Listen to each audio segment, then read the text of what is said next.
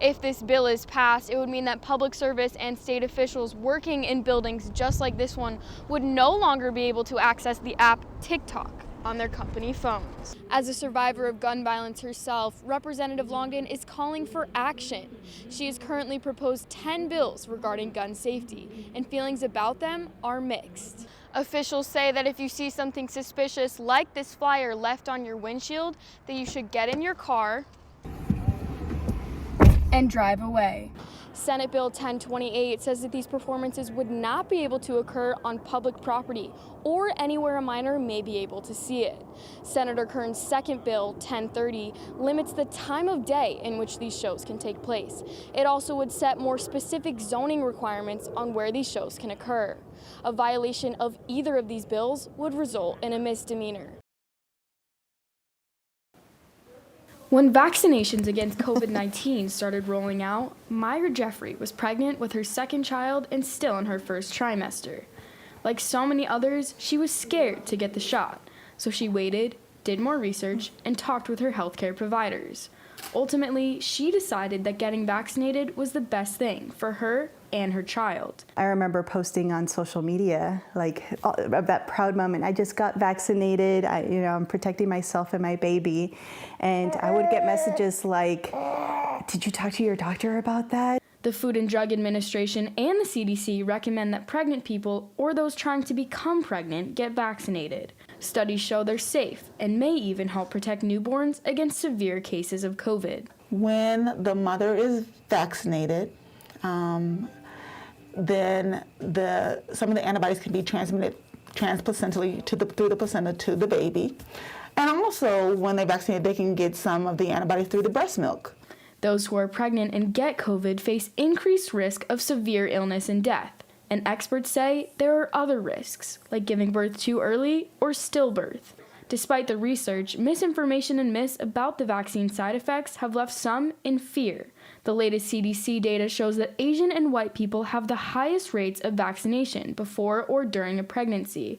Hispanics and Black people have the lowest rates. Dean said it's vital for healthcare providers to keep working to overcome those disparities. So it's important for people like us that are educated in that fashion to set an example and speak to the need and the recommendations to help to give people of color the security to know that it is safe. After Jeffrey received her vaccine, she had a sore arm and felt tired, and she felt great through the rest of her pregnancy. Again, going back to the COVID vaccine, it's very important to ensure your health and wellness and that of your family. But there's a lot of things that you can do, and he agrees.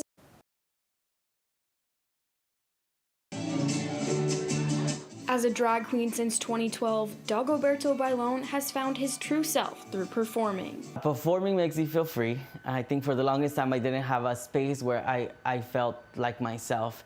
And when I perform, when I put on a wig, I can truly say that I am myself. When he first started performing, he was worried about what his friends and family might think. But now he embraces that more feminine side of himself. It just makes me feel very powerful because I think it's not about anyone else except it's about me, finding my place, finding me. Senator Anthony Kern is proposing 2 bills that could restrict drag shows like the ones Bailon performs in. I think there's a movement out there to sexualize our kids, our minors that can't really think for themselves and need the adult guidance.